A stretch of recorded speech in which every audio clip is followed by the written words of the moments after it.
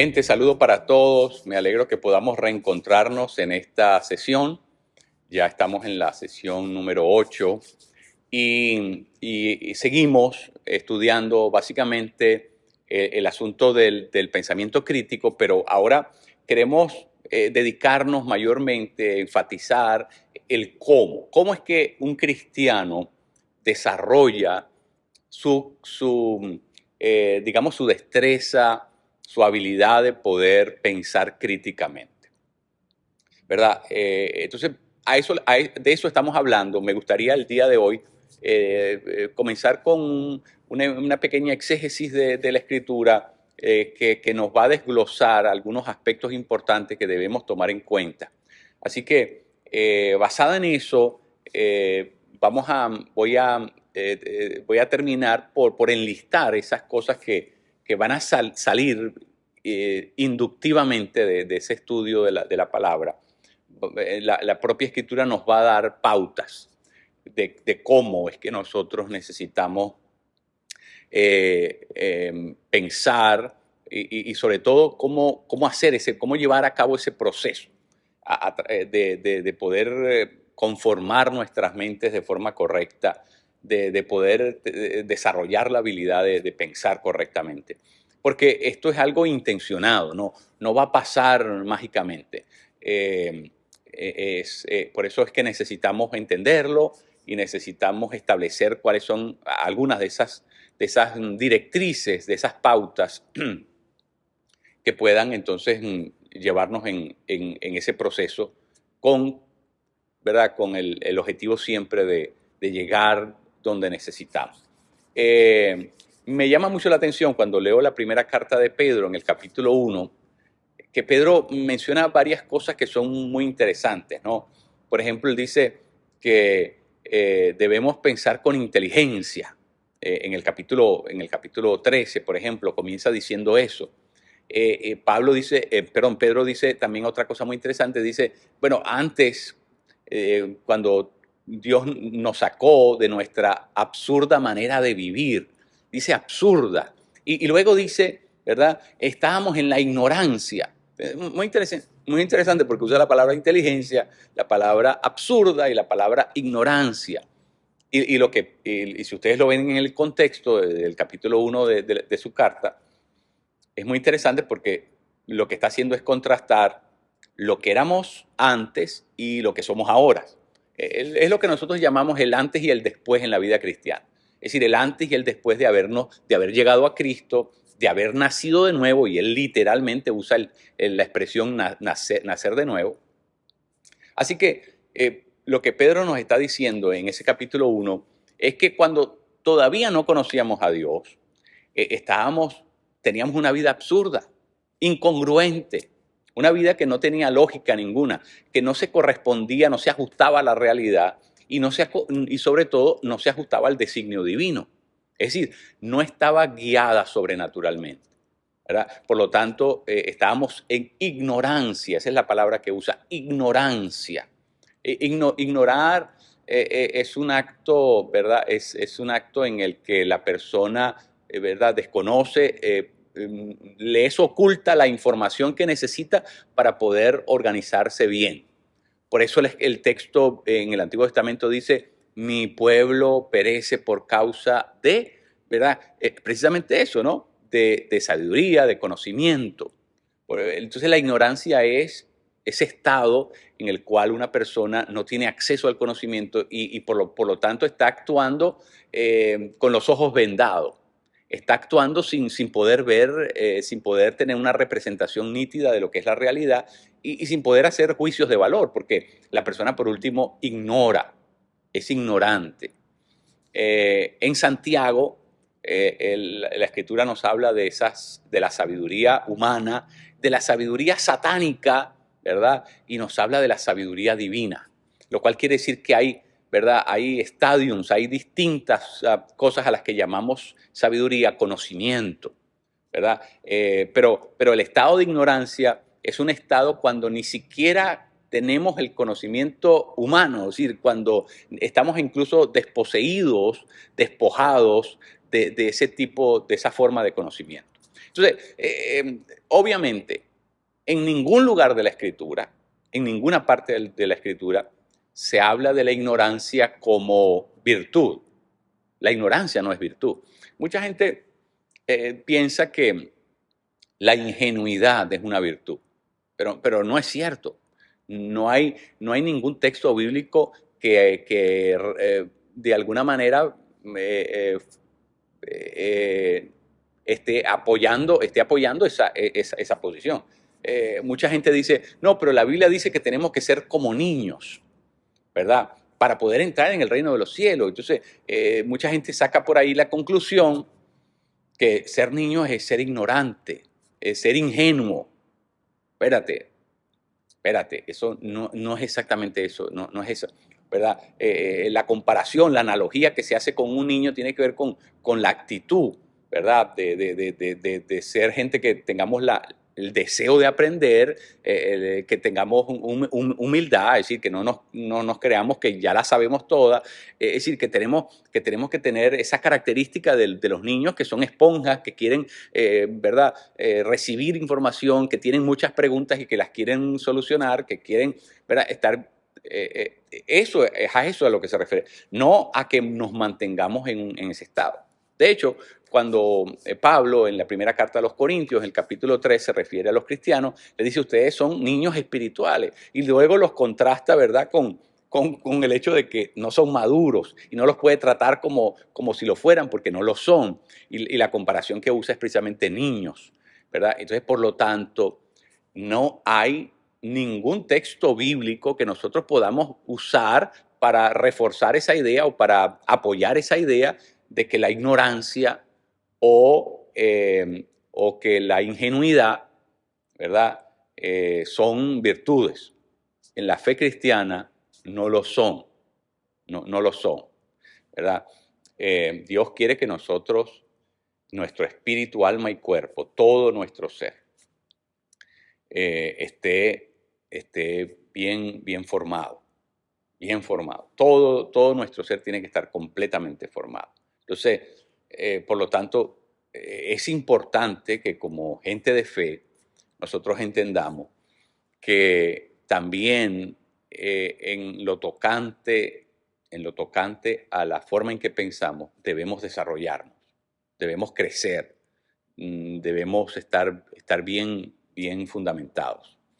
Bueno, vamos a ir a Romanos en el capítulo 12, porque este es el texto que me gustaría utilizar para que de ahí podamos desprender, ¿verdad? Podamos desprender algunas de estas pautas que yo creo que son extremadamente interesantes, que nos van a dar una idea de por dónde tirar los hilos, ¿verdad? Y quiero comenzar con el texto bíblico porque luego me voy a mover a otras cosas, pero quiero establecer un fundamento que lo podamos extraer directamente de la Escritura. Y entonces, por eso quisiera comenzar en este texto de Romanos 12. Fíjense lo que dice, por lo tanto, por las misericordias de Dios, presenten sus cuerpos en sacrificio vivo, santo, agradable a Dios, el cual es su culto racional. Esa es la manera como comienza el texto, ¿verdad? Es muy interesante porque el cristiano está llamado a ofrecer todo lo que es, ¿verdad? El cristianismo tiene una visión unitaria del ser humano. Es decir, los griegos hablaban del espíritu versus el cuerpo. En la concepción cristiana, que además es una concepción heredada o transferida del pensamiento hebreo, porque así es como lo entendieron también los hebreos, es una visión unitaria.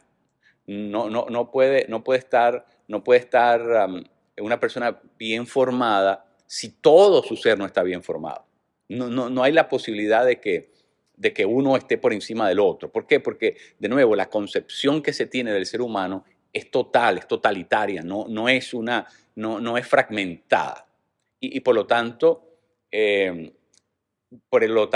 texto dice todo el cuerpo se ha ofrecido, ¿verdad? Es una ofrenda a Dios agradable. Pero noten, por favor, que dice el cual es el culto racional, ¿verdad? ¿Por qué ese es el culto racional? ¿Qué es lo que está tratando de decir el apóstol Pablo aquí cuando nos habla del culto racional? Pues lo que nos está tratando de decir es que esto es algo que lo hacemos conscientemente, lo hacemos con raciocinio, no lo hacemos, ¿verdad? No lo hacemos solamente como un instinto. No, no, esto es algo que lo hacemos en plena conciencia. Eso es nuestro culto racional porque no lo hacemos mecánicamente. Usted sabe que la gran mayoría de la gente que está unida a un tipo de culto está por lo general unida a algún tipo de rito. Y los ritos tienen la característica que se hacen mayormente sin pensar. Es decir, la gente va por el rito y está tan acostumbrada porque es algo que tiene una secuencia, que tiene un ciclo, que tiene ¿verdad? Su propio desarrollo, su propia secuencia, que obviamente mucha gente va por el rito sin pensar.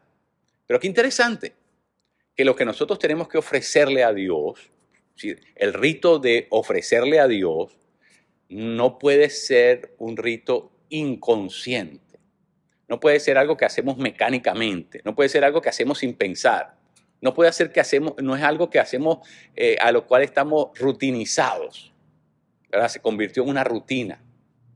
No, la ofrenda de nuestro ser a Dios es algo que tenemos que hacerlo en plena conciencia, tenemos que estar pensándolo. Se los pongo en una sola palabra. Es algo que tenemos que hacer con intencionalidad. Nosotros lo que le presentamos a Dios, lo que le ofrecemos a Dios, lo que le damos a Dios, lo tenemos que hacer con plena intencionalidad. Y eso significa que nuestra mente tiene que estar en el lugar correcto, que lo hacemos en conciencia, que lo hacemos sesudamente.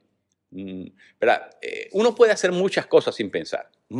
De hecho, mire, déjeme decirle esto, que nosotros, los seres humanos, hacemos tantas cosas sin pensar que podríamos vivir buena parte de nuestra vida desconectados de la función racional, de la función reflexiva, de la función, de la habilidad de poder analizar, porque la gente rutiniza la vida de tal forma, es decir, tienen un esquema de vida tan organizado y tan rígido y ¿verdad? Que se acostumbra a eso, porque de alguna manera el ser humano se acostumbra a hacer lo mismo, se siente incluso confortable, se siente cómodo, se siente seguro de hacer algo repetidamente, porque de alguna manera sabe lo que está haciendo y no necesita enfoque ni concentración, porque de alguna manera está todo esquematizado. Comenzamos el día casi siempre de la misma manera, a la misma hora hacemos exactamente las mismas cosas, comemos a las mismas horas, es decir, nos programamos de tal manera y todo eso lo hacemos inconscientemente. Incluso usted puede salir a manejar sin estar pensando en nada. Es decir, la gran mayoría de la gente está manejando y está haciendo algo más además de manejar, lo cual quiere decir que esa persona no está, en verdad, no tiene todos sus sentidos en el manejo. Maneja porque ya está habituado a manejar, lo hace todos los días, la ruta se la conoce y entonces, bueno, de alguna manera su cerebro no está comprometido en lo que está haciendo. Su cerebro tal vez está pensando en lo que va a hacer después, o si tiene una actividad por la noche, o si tiene algún compromiso, o si tiene lo están esperando en la oficina para dar cuenta. Entonces tiene su mente puesta en otra cosa, pero la actividad de manejar como tal no es una actividad plenamente consciente. ¿Y cuántas actividades como esa nosotros realizamos durante el día? Bueno, ¿qué pasa? Que la religión tiene un elemento ritual y tiene un elemento que se puede rutinizar fácilmente, se puede convertir en rutina. Por eso la religión usualmente tiene la tendencia a institucionalizarse, a hacerse rígida, petrarquizada, a hacerse, ¿verdad? Algo, ¿verdad? De alguna manera se anquilosa y por lo tanto muchas de las cosas que hacemos a ese nivel, casi todas son cosas que hacemos en piloto automático. Es decir, no estamos conscientes, estamos haciéndola solamente porque es el hábito de hacerla. Peligroso, porque lo que el texto nos está diciendo es que tiene que ser un culto racional, tiene que ser un culto en plena conciencia. Tenemos que tener nuestra mente comprometida, tenemos que tener todos nuestros sentidos comprometidos. No podemos adorar a Dios, no podemos ofrecerle nuestra vida a Dios si es que no estamos acá con la cosa, el enfoque correcto. Entonces, eh, insisto en esto porque en la vida cristiana la mente tiene que jugar su papel. Si nosotros queremos vivir la vida cristiana desconectando la mente, ¿verdad? Desconectando nuestras capacidades analíticas, racionales, ¿verdad? Si no contamos con la aportación que tiene que hacer nuestra mente en ese proceso, no estamos, ni siquiera podemos adorar bien. Ni siquiera podemos adorar bien. ¿Por qué? Porque Dios no quiere que nosotros hagamos nada para Él, donde dejemos una parte de nuestro ser, de nuestro cuerpo, de nuestras funciones, las dejemos desconectadas, las dejemos desenchufadas, las dejemos inoperantes. Eso no es lo que Dios quiere. Dios quiere que todo lo que nosotros hagamos en relación con Él, lo hagamos con la totalidad de lo que somos, con la totalidad de nuestro cuerpo, es decir, que estemos plenamente comprometidos en todo lo que somos. ¿Verdad? Eso es lo que implica eso. Y es muy importante que eso sea así, porque entonces se corta el proceso. Entonces, número uno, ¿verdad? Lo primero que tenemos que hacer, si nosotros queremos regresar a recobrar esa capacidad de pensar críticamente, como creyentes que somos, es que tenemos que entender que esa capacidad crítica de pensamiento también es algo que nosotros le ofrecemos a Dios. También es algo que está conectado al culto que nosotros le damos a Dios. También está conectado a nuestra adoración. Nosotros no podemos adorar a Dios si dejamos ese aspecto de nuestra vida por fuera. Entonces, ¿qué quiere decir eso? Bueno, eso quiere decir que si yo le voy a ofrecer eso a Dios, le tengo que ofrecer algo de buena calidad. Le tengo que ofrecer algo que esté en su óptimo estado. Entonces, yo no puedo ser un ignorante y pretender que ese estado le agrada a Dios. Y ofrecerme, ¿verdad?, muy piadosamente, pero en un estado de ignorancia y pensar que eso es de agrado no, para nada. De nuevo, comencé diciéndole que no es una virtud. La ignorancia y la ingenuidad no es una virtud. Por lo tanto, si yo quiero ofrecerme como Dios quiere que lo haga, de manera viva, ¿verdad?, santa y agradable, entonces mi mente tiene que estar en la jugada. Mi habilidad cognitiva tiene que estar en la jugada. Lo epistemológico juega un papel crucial en cómo nosotros nos presentamos delante de Dios. Porque yo tengo que presentarme delante de Dios, ¿verdad?, completo, maduro, completamente, férreamente consolidado. Porque eso es lo que agrada a Dios. No que yo le dé una cosa a medio andar, no que le dé una cosa incompleta. Pero, acuérdense la queja de Malaquías en el Antiguo Testamento. No es que no le estaban dando la ofrenda a Dios, es que lo que le estaban ofrendando era de mala calidad. Por eso Dios dice, ustedes me están robando, porque me están ofreciendo algo, pero me están ofreciendo algo de mala calidad, porque traían la ovejita que estaba tuerta, la que tenía problemas, ¿verdad? Ya no caminaba bien, o estaba muy viejecita, o ya no daba leche, es decir, traían lo peor de lo peor, porque, bueno, de alguna manera esto es para Dios, y Dios no se va a dar cuenta. No, todo lo contrario. Dios se queja por medio del profeta Malaquías y dice, ustedes, la nación toda, me han robado, porque han traído lo peor, me ofrendan lo peor, lo que no les sirve a ustedes me lo traen a mí. Entonces, ¿qué quiere decir eso? Que si nosotros vamos a ofrendarnos, vamos a hacer el sacrificio vivo y santo y agradable, pues tenemos que ofrecerle lo mejor de nosotros. Entonces, parte de la configuración de la vida de un creyente es que tiene tiene que ser de alta calidad. Lo que nosotros le ofrendamos a Dios tiene que ser. Entonces, por lo tanto, nuestro aspecto racional, intelectual, cognitivo, tiene que elevarse. Porque eso también se lo estoy ofreciendo a Dios. Eso también lo estoy trayendo delante del altar de Dios. Entonces, por eso, el primer aspecto, o si quisiéramos decirlo en las palabras que usé antes, la primera pauta es que nosotros tenemos que comenzar con eso. Entender, ¿verdad?, que esto es algo que yo hago delante de Dios, lo hago para Dios. No es un asunto caprichoso, no es un asunto, opcional, no es un asunto desvinculado de mi espiritualidad, sino que todo lo contrario. Una vez que yo lo ubico en el lugar correcto, una vez que yo me hago consciente de que esto es algo que yo lo estoy haciendo para Dios y que forma parte estrictamente de mi espiritualidad, entonces eso me ayuda a ponerlo, a posicionarlo en el lugar correcto y darle la importancia correcta. Entonces, el primer aspecto es ese aspecto de tomar conciencia de que mi ofrenda a Dios incluye este aspecto. Mire, la Escritura dice que, ¿verdad?, que nosotros tenemos que amar a Dios con toda nuestra mente. Bueno, dice con todo nuestro ser, con toda nuestra fuerza, pero dice con toda la mente. Con toda la mente es con toda la mente, no es con un pedazo no. Es decir, que Dios quiere que lo amemos y que lo adoremos a todo lo que tiene relación con Él. Está implícito, es tácito. Se sobreentiende que Dios quiere la totalidad, no quiere pedacitos.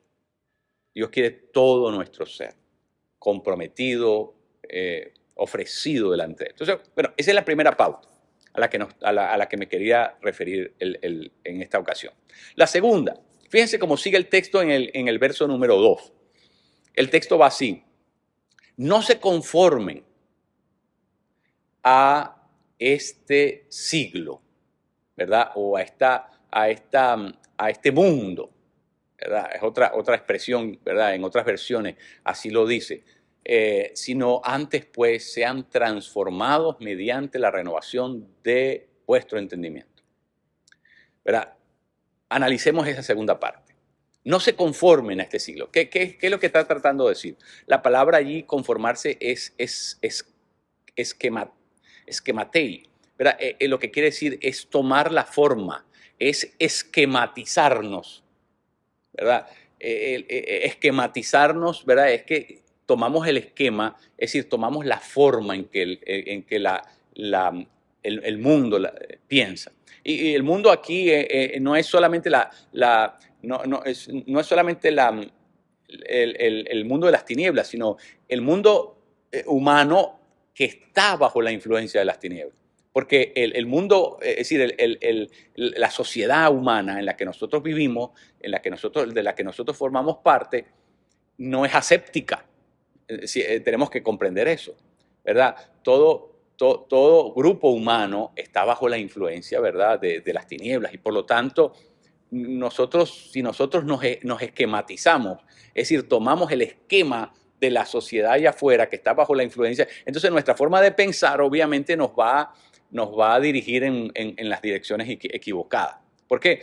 Porque entonces no vamos a poder vivir conforme al deseo de Dios, porque el designio divino en la gran mayoría de las veces está completamente opuesto, antagónico a la dirección que lleva el pensamiento humano.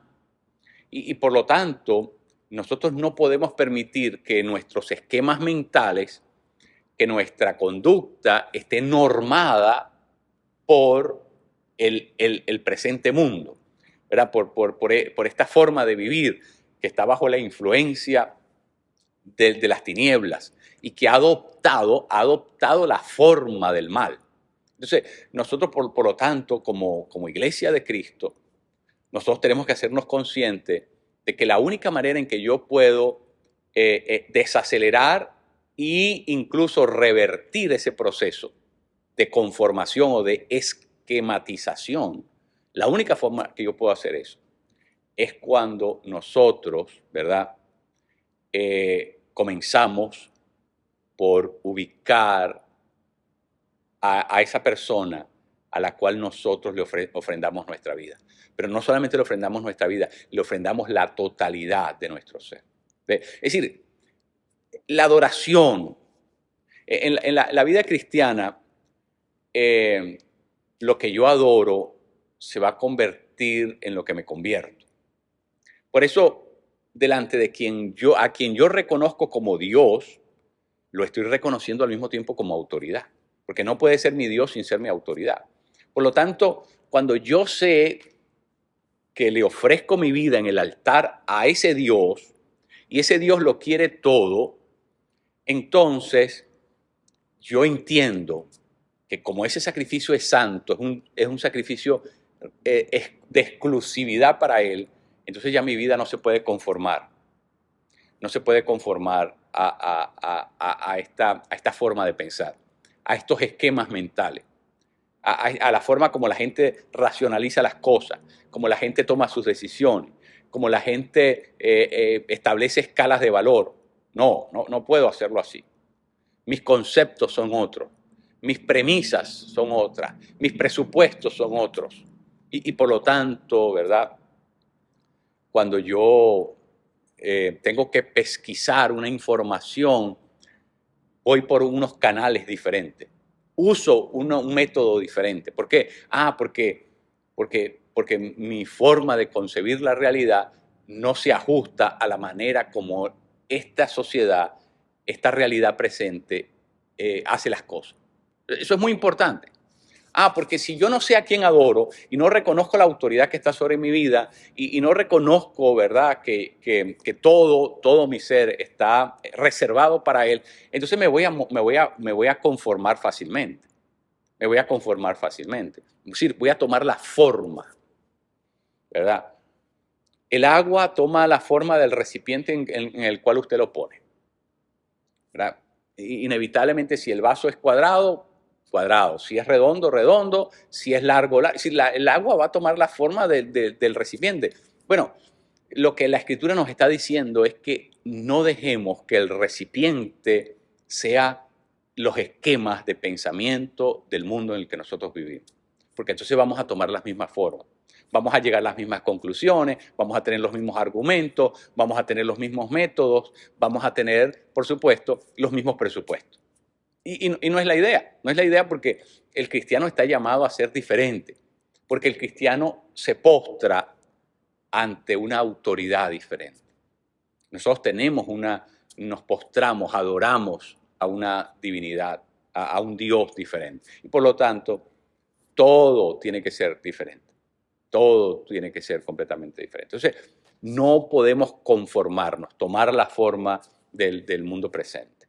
Entonces, lo segundo dice, sino que sean transformados. La transformación, la metamorfosis, ese proceso de ser transformados, ¿verdad?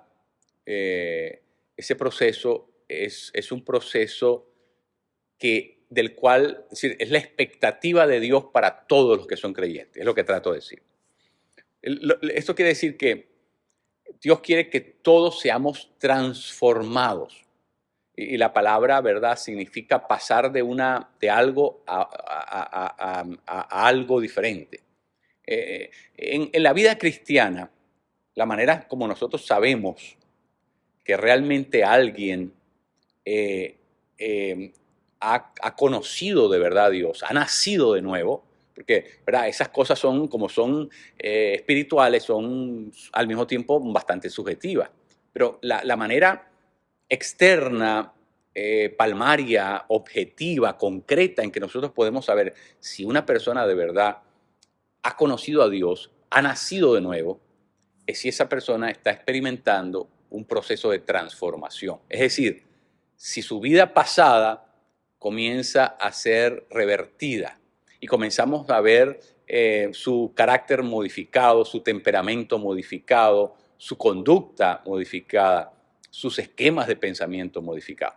Ahora, si la persona se llama cristiano, pero pero persiste en el mismo tipo de conducta, persiste en los mismos esquemas mentales, persiste en las mismas decisiones erráticas. Bueno, entonces, bueno, es obvio que esta persona, aunque se ponga el título y aunque se llame a sí mismo, se autodenomine cristiano, bueno, lejos está de serlo. ¿Por qué? Porque cuando nosotros llegamos a conocer a Dios, cuando nosotros nos postramos delante del Dios verdadero, cuando nosotros le ofrecemos a Él nuestra vida en sacrificio, bueno, inevitablemente va a haber un proceso de transformación. Nosotros no podemos estar en la presencia de Dios sin ser afectados por la presencia de Dios.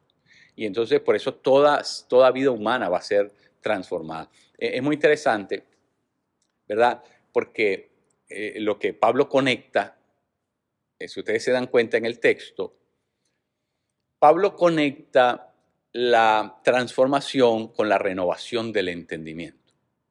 O sea, la forma como esa transformación logra acelerarse o logra, ¿verdad?, dar el cuajar, fraguar, se lleva a cabo de forma concreta, es por medio de la renovación de nuestro pensamiento. Renovar el pensamiento. ¿Qué significa eso? Ya sabemos que la expectativa de Dios es que seamos transformados, pero el método, la forma como Dios logra eso en nosotros es aquí, comienza aquí. No es casualidad, ya yo esto lo mencioné en otras sesiones, no es casualidad que todo en la vida espiritual comienza con lo que se llama el arrepentimiento, la metanoia, que no es otra cosa que cambiar de forma de pensar. Es decir, vean la importancia que tiene la mente en la vida cristiana, que todo comienza cuando yo aquí comienzo a reprogramar las cosas. Porque mi mente juega un papel decisivamente importante en mi espiritualidad. Y entonces, por lo tanto, la forma en que yo voy a ser transformado guarda una relación estrictamente cercana al uso que yo le doy a la mente. Bueno, el fin último de esa renovación, el fin último de esa renovación es que mi vida se ajuste a la voluntad de Dios. Por eso dice, para que puedan probar, ¿verdad?, cuál es la voluntad de Dios, buena, agradable y perfecta. Porque ¿cuál es el fin último de renovarnos? Que mi vida ahora, lo que no pasaba antes de conocer a Dios, lo que no pasaba antes del arrepentimiento, lo que no pasaba antes de que mi mente ya no se conformara a los esquemas de este mundo, lo que no pasaba antes tiene que pasar ahora. Y es que ahora mi vida se ajusta a la voluntad de Dios. ¿Cuál es el fin último de pensar correctamente? ¿Cuál es el fin último del pensamiento crítico, que es lo que hemos venido desarrollando a través de toda esta lección? Bueno, el fin último, como dice el texto, es que nosotros como gente de Dios siempre nos posicionemos al lado de la voluntad de Dios. Es decir, en muchas ocasiones hay muchas cosas que nosotros no vamos a poder entender el racional que está detrás de ellas. Incluso hay muchas cosas teológicas, bíblicas, que van a resultar siempre un misterio. Nosotros no las podemos explicar en su totalidad. Muchas cosas, los sacramentos, cómo funciona, la Trinidad, el reino de Dios. Y hay muchas cosas que son misteriosas. ¿Cómo es que, verdad? ¿Cómo operan? ¿Cómo funcionan? Nosotros no tenemos que aceptar que no. Pero sabemos que es o no es la voluntad de Dios. Bueno, basta saber qué es la voluntad de Dios. Es decir, aunque muchas cosas no podamos comprenderlas, porque nosotros no comprendemos a Dios. Nosotros lo conocemos, pero no lo podemos explicar. Es decir, Dios es demasiado, ¿verdad?, demasiado para la comprensión finita nuestra. Pero lo conocemos. Y no solamente lo conocemos, tenemos claro cuál es su voluntad. Y entonces, aunque no pueda yo explicar la totalidad, pero por lo menos sé alinearme por su voluntad. Bueno, el fin último del pensamiento crítico no significa que yo ahora lo sé todo y que tengo ahora una mente superdotada. Ese no es el fin último. Porque ningún ser humano, ¿verdad?, que nosotros sepamos en la historia, no importa su grado de proeficiencia intelectual, ningún ser humano va a poder explicar todas las cosas.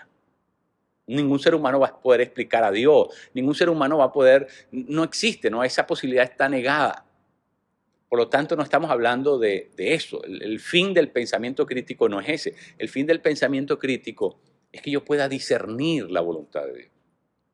Es que yo pueda saber qué es lo que Dios me pide hacer. Y yo pueda entonces posicionarme en el lugar donde Dios quiere que yo esté posicionado. Y de allí, desde ese lugar, entonces yo participo de la agenda de Dios. Entonces, porque ¿qué pasa si yo tengo un pensamiento muy encumbrado, muy incisivo, muy preciso, muy, digámoslo, un pensamiento agudo? Pero ese pensamiento no desemboca en la voluntad de Dios. ¿De qué me podría servir ese pensamiento? ¿Verdad? Absolutamente de nada. ¿Por qué? Porque si ese pensamiento no me lleva a conocer la voluntad de Dios, que es el designio divino, para eso fue que Dios se reveló. Dios se reveló para que yo pudiera conocer su voluntad, para que lo pudiera conocer a Él y pudiera conocer la voluntad de Dios, que es una y la misma cosa, porque Dios y su voluntad es una y lo mismo. Yo no puedo tener a Dios contento sin hacer su voluntad, ¿verdad? Por lo tanto, es uno y la misma cosa. Entonces, ¿qué quiere decir eso?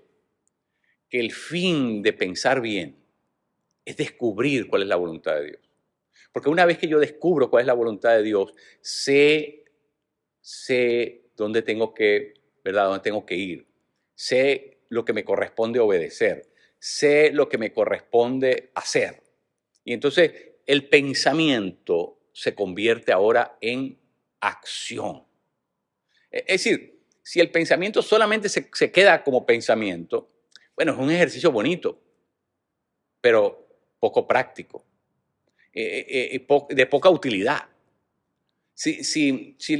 Digamos que la persona tiene la capacidad de poder analizar y producir en su mente, ¿verdad?, una maquinaria que va a producir cosas maravillosas, pero esa persona nunca pasa de la comprensión mental a ejecutar eso y llevarlo al mundo físico, al mundo, del mundo real. Entonces, esa máquina solamente existe acá.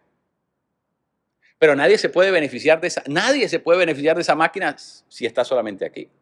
Bueno, pasa exactamente lo mismo con las verdades bíblicas, con las verdades teológicas. Si esas verdades no terminan en hacer la voluntad de Dios, si no terminan en ejecutar una acción concreta en la historia real, bueno, es un pensamiento lindo, es un pensamiento divino, sacrosanto, sobrenatural, pero no tiene ninguna implicación para la vida en la cual estamos. Y esa no es la manera como Dios. Es decir, Dios no quiere, ¿verdad?, ese tipo de intelectualidad y que es inorgánico, infructuoso y que es además que no tiene ninguna practicidad, no tiene ninguna implementación, no se compagina con la realidad. No, esa no es la forma como Dios concibe la mente. La función de la mente es que nosotros podamos descubrir la verdad, precisar la verdad, armonizar la verdad y internalizar la verdad. Y entonces, ¿para qué? Para que nuestra vida se ajuste a la verdad. Para que nuestra vida se corresponda a la verdad. Para que nuestra vida sea consona con esa verdad. Bueno, de lo contrario, todo sería un ejercicio mental. De lo contrario, todo sería ¿verdad?, el proceso de computar algo a nivel del cerebro, pero que no tiene ninguna utilidad en el mundo real. Sería sería algo ficticio, inorgánico.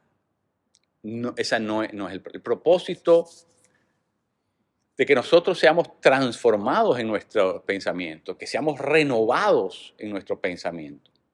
Consiste precisamente en que nosotros podamos modificar nuestra forma de vivir.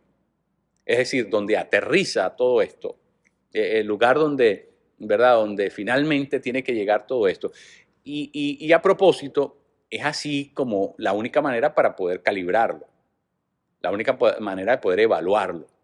Porque ni modo que pudiéramos evaluar el pensamiento de una persona. Es decir, ¿quién puede penetrar en los pensamientos de otro ser humano? La única manera en que nosotros podemos saber si piensa bien es si actúa bien, ¿verdad? Porque el pensar bíblico tiene que ver con, de nuevo, la totalidad de mi ser. No es solamente si mi mente está bien, es si mi mente, si mis emociones y si mi voluntad está bien.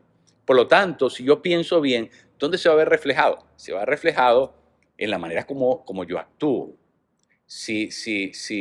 Cómo me manejo en las emociones y cómo decido actuar, ¿verdad? Cómo acciono, cómo me movilizo, cómo es mi conducta, cómo son mis relaciones interpersonales. Bueno, es allí donde lo medimos, ¿verdad? Porque la brillantez intelectual, si no se corresponde a una vida igualmente brillante, entonces no es tal.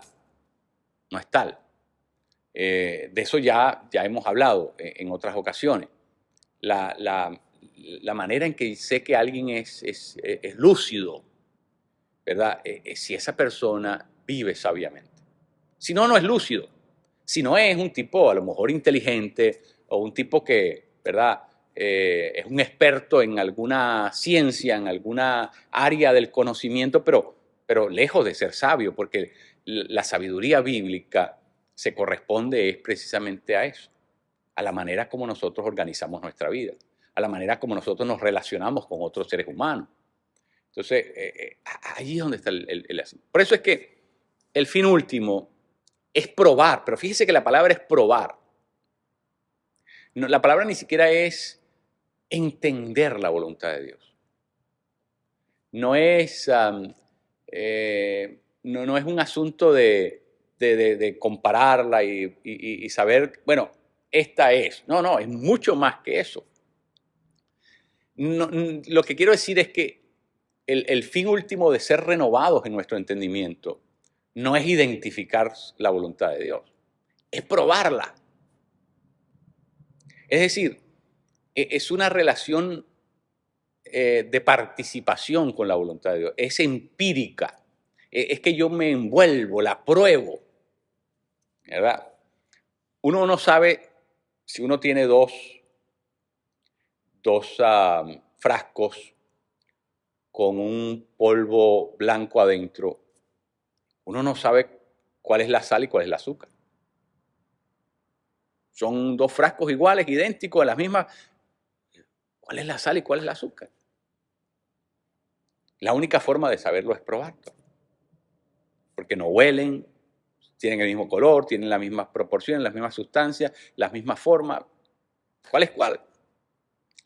Bueno, lo que nos está diciendo el texto es que cuando nosotros somos renovados, ¿verdad? Conocemos la verdad, la experimentamos como una realidad práctica, ¿verdad? Como una realidad de la cual nosotros participamos. Probamos la voluntad de Dios. Eso quiere decir que la voluntad de Dios no es solamente algo que existe fuera de nosotros, sino que existe en nosotros. La voluntad de Dios no es algo que es un accidente en nuestras vidas, sino que es algo que nosotros procuramos porque nuestra vida, nuestra conducta está fundada sobre la voluntad de Dios. Y esto es muy importante porque en el cristianismo occidental nos hemos acostumbrado a fundar nuestra vida sobre la opinión de la gente, o sobre la opinión de la cultura, o sobre la opinión ¿verdad?, de los teólogos. Nosotros no basamos nuestra vida sobre la opinión de nadie, ni siquiera en la propia. Nosotros basamos nuestra vida sobre la voluntad de Dios. Porque la única verdad que hay es la voluntad de Dios. Es decir, lo que Dios diga que es la verdad, eso es lo que es la verdad. No lo que nosotros entendamos por verdad, no lo que la sociedad diga que es la verdad. Lo que Dios establece como su voluntad es la verdad. Porque la voluntad de Dios y la verdad de Dios es una y la misma cosa, ¿no? ¿Por qué? Porque la voluntad de Dios es absoluta. Porque la voluntad de Dios es buena, agradable y perfecta. Porque la voluntad de Dios es eterna. Porque la voluntad de Dios es infranqueable. Porque la voluntad de Dios es inmutable. La verdad y la voluntad de Dios es lo mismo. Entonces, ¿cuál es el fin de ser renovados en nuestros pensamientos? Que nos redescubramos la verdad. Que nos volvamos a unir a la verdad. Que volvamos a orientar nuestra vida por la verdad. Quien no vive en conformidad con la verdad, no vive de verdad. Todavía vive de mentira, ¿verdad? Porque la única forma de vivir de verdad es cuando nosotros estamos consolidados, sedimentados sobre la verdad. Y entonces nuestra vida es una vida de verdad, porque nuestra vida es una expresión dinámica, activa, vigente de la verdad. Y a eso es que está llamado el cristiano. El cristiano está llamado, ¿verdad?, a ser una persona que está en proceso de renovar su pensamiento continuamente. Alguien dijo que la única forma de saber si nuestro pensamiento se ha renovado en realidad es cuando pensamos como Dios piensa. Y básicamente la idea de esto es que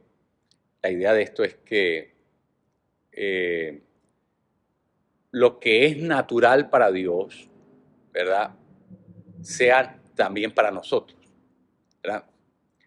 Por ejemplo, para nosotros en nuestro estado humano, ¿verdad?, nosotros diferenciamos entre lo natural y lo sobrenatural. Pero lo que para nosotros es sobrenatural, para Dios es natural. Eso es lo que Él sabe hacer naturalmente, eso es su naturalidad. Es decir, lo sobrenatural para Dios es su naturalidad. Eso es lo natural de Dios. Pero así que nuestra mente se ha renovado cuando nosotros podemos concebir naturalmente lo sobrenatural. Cuando nosotros podemos pensar naturalmente lo sobrenatural. Cuando nosotros podemos concebir naturalmente lo sobrenatural. Cuando nosotros podemos pensar divinamente, es lo que quiero decir. Es decir, cuando nuestros esquemas de pensamiento ya no se ajustan a lo humano. Y Pablo usa mucho en el Nuevo Testamento, y esto se puede notar sobre todo cuando uno lee a Pablo en la Nueva Versión Internacional, se usa la expresión criterio humano. Mucha gente creen que yo tomo mis decisiones según criterios humanos, ¿verdad?, dice Pablo. Esa expresión la usa en muchos lugares del Nuevo Testamento. Y el cristiano no funda su vida sobre los criterios humanos. Nosotros no tomamos decisiones basadas en los criterios humanos. Nosotros tenemos una forma diferente de posicionarnos, una forma diferente de entender la vida, una forma diferente de vivir, porque nosotros nos orientamos de otra manera, pensamos de otra manera, tenemos unos esquemas diferentes.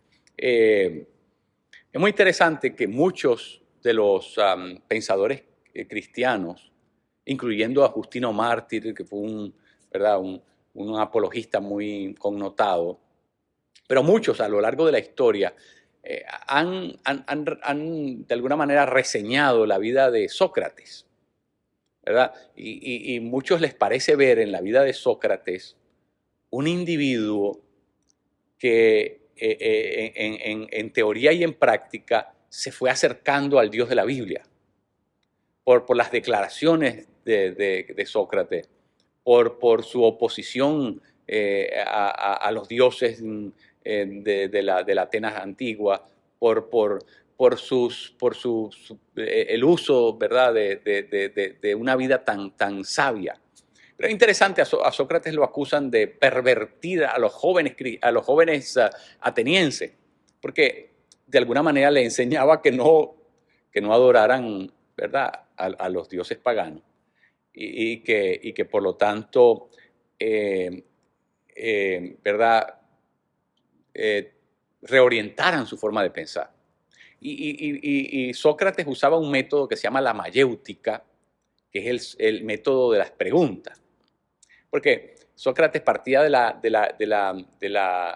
premisa de que de alguna manera el ser humano, si su pensamiento es canalizado por sí mismo, puede llegar a muchas conclusiones que de otra forma sería, ¿verdad?, muy difícil. Y que de alguna manera él lo que hacía era, como una partera, y así es como él mismo se reconoce, que está tratando de inducir un parto. Por eso la mayéutica, ¿verdad?, tiene que ver con eso, cómo inducir un parto, cómo producir ese parto. Y por eso es que le hacía unas preguntas, ¿verdad?, unas preguntas que comenzaban a hacer pensar a la gente, y entonces esa pregunta terminaba con otra pregunta, y luego la llevaba a otra pregunta. Entonces, al ir poniendo esas conclusiones, producto de las preguntas que le iba haciendo, ese parto, es decir, ese pensamiento se iba entrando en el canal de parto, en el canal, ¿verdad?, para ir saliendo, para ir aflorando, para dar a luz un pensamiento, ¿verdad? Y esa era la función de Sócrates, era ayudar a la gente a pensar. Y es muy interesante, hay un libro que se llama Sócrates conoce a Jesús, el encuentro entre Sócrates y Jesús. Y ese librito, muy interesante, ¿verdad? Sócrates termina por convertirse finalmente a Cristo, ¿no? Porque producto de su forma de pensar, de su método filosófico, se da cuenta de que, bueno, hay que creer en Cristo porque no puede ser de otra manera. La lógica, aquí es donde yo quería llegar. La lógica tiene la capacidad de acercarnos a Dios. Sí, pero ojo, que no estoy diciendo que la lógica nos va a salvar. La lógica no puede salvarnos, ¿verdad? Pero la lógica, el puro uso del sentido común de la lógica humana, puede llevarnos a hilvanar conclusiones y acercarnos a la verdad. Predisponernos a la verdad. De alguna manera, allanarle el camino a la verdad, ¿verdad? Así que, miren, lo que estoy tratando de decir es que nosotros vamos a impulsar nuestra vida espiritual, nuestra comprensión del texto bíblico, nuestra comprensión de la realidad en la que nosotros vivimos, por el simple uso de la lógica, por madurar nuestra forma de pensar, nuestros pensamientos. Eso nos va a dar profundidad. Mucha gente no entiende. Pablo era una persona muy intelectual. Era una especie de erudito en su tiempo, que había estudiado con los mejores y que había, ¿verdad?, había llegado a una comprensión, ¿verdad?, elevada de la verdad divina. Y de ahí su celo. Es decir, mientras más conocimiento tiene, ese celo, ¿verdad? Lo que pasa es que Pablo no tenía la premisa correcta. Cuando te saltas la premisa correcta, entonces, claro, ahí sigue habiendo conocimiento y sigue habiendo celo, pero hay que reorientarlo porque está dirigido en la dirección incorrecta, porque la premisa era... Pero cuando Pablo pone la premisa correcta, ¿qué sucede? Entonces ahora va a ser una persona con un celo extremo, pero por lo que es la verdad. Entonces, toda su intelectualidad tenía un uso tremendo, tuvo un uso tremendo. No es casualidad que Pablo prácticamente escribiera casi todo el Nuevo Testamento. No es casualidad que Pablo fuese el apóstol más influyente de todos los apóstoles. Casi los historiadores de la iglesia terminan por decir, si Pablo no hubiese existido, el cristianismo no hubiese tenido la forma que tiene. Si Pablo no hubiese existido, nadie hubiese explicado a Jesús como lo explicó Pablo y nos hubiésemos quedado con un montón de, pero ¿por qué Pablo pudo ser usado así y no alguno de los otros discípulos? Porque Pablo tenía una formación. Pablo sabía usar bien la cabeza. Pablo tenía los conceptos claros. Por eso Pablo, el gran intérprete de la Biblia es Pablo. ¿Por qué? Porque Pablo es el único que puede sacar conceptos que están en hebreos y los puede poner en lengua griega sin perder nada. El gran problema de transliterar las cosas es que cuando sacamos algo que pertenece a la cosmovisión hebrea y la tratamos de poner en la cosmovisión griega, donde vivían los gentiles, en ese proceso se puede erosionar el concepto. Pero Pablo era una persona tan preparada y tan tomada por el Espíritu Santo, esa combinación es explosiva, esas dos cosas, ¿verdad? Que Pablo pudo explicar los conceptos hebreos sin perder el contenido.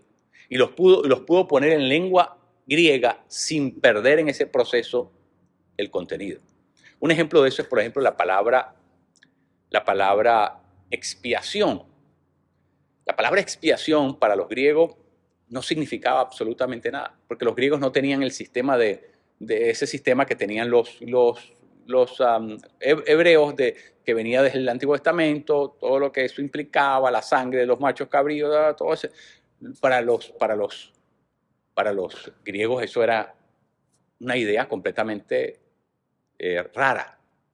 Pero Pablo toma la palabra expiación y la convierte en la palabra redención, ¿verdad? Es la palabra que los griegos podían entender, lo que hacía sentido, sin perder nada, ¿verdad? Pudo usar la palabra correcta, ¿verdad? Y así hay cientos de palabras que es Pablo quien las traduce correctamente de la cosmovisión hebrea a la cosmovisión griega, para que no haya una involución y no haya de alguna manera una pérdida de contenido.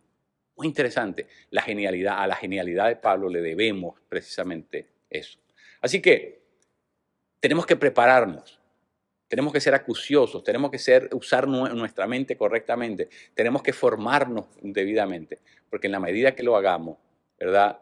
En esa misma proporción, vamos a poder contribuir, vamos a ofrecer nuestros cuerpos en sacrificios vivos y santos, agradables a Dios, precisamente porque estamos ofreciendo algo de extrema calidad. Bueno, nos veremos en nuestra próxima sesión. Gracias por la atención de ustedes. Bendiciones.